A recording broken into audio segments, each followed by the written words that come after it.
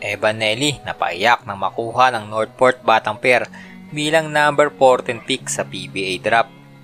GF na si Kitty Duterte, proud na proud sa kanyang boyfriend. Tatay Digong, proud din kaya?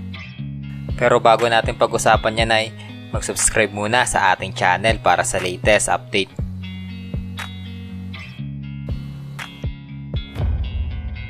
Ayan na, pinakamatapang na tao sa buong Pilipinas makakatuntong na sa PBA matapos madrop ng Northport Batang Pair.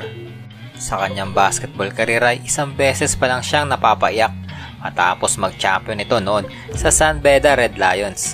Pero noong nakarang Sunday ay for the second time ay tumulo na naman ang luha nito matapos tawagin ng Northport ang kanyang pangalan sa second round ng PBA draft.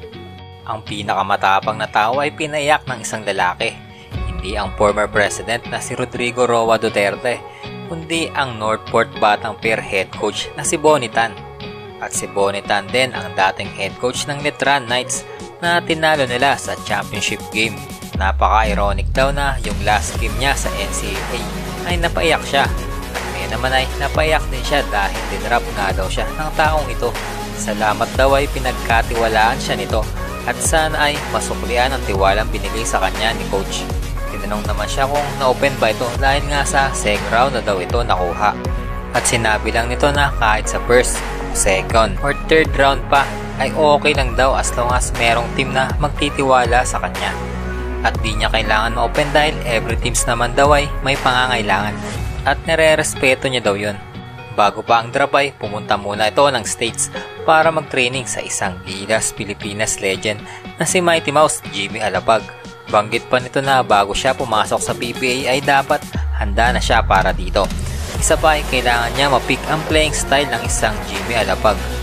Hindi nga rin biro ang maglaro sa PBA dahil sobrang maraming magagaling na point guard dito na naglalaro, kaya need mo talaga matuto at magpaturo sa isang PBA legend na si Coach Jimmy.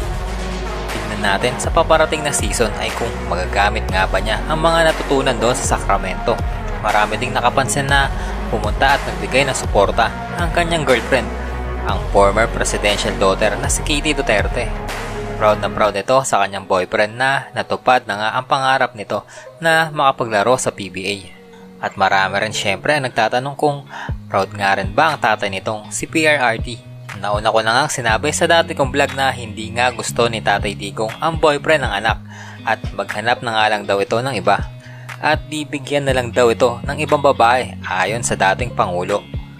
Ayon naman sa mga netizens na nagsasabi ay kaya lang daw kinuha itong si Nelly ay dahil tinakot daw ang Northport kaya napilitan lang daw itong i-drop.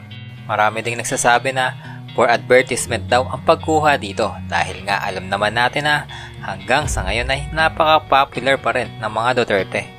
Sa katunayan nga ay pasok pa rin sa top 5 na senatoriables ang kanyang ama at number 1 pa rin sa survey na most trusted official ang kanyang kapatid na si PP Sara. Kaya banggit ng ilan ay di naman daw magaling yan, panghatak lang daw ng mga fans ang pagkuha dito kay Nelly. Sa tingin nyo guys, fair bang sabihin na for advertisement lang ang pag-drop ng Northport dito? I-comment lang sa baba kung ano masabi nyo tungkol dito. Thanks for watching. Peace!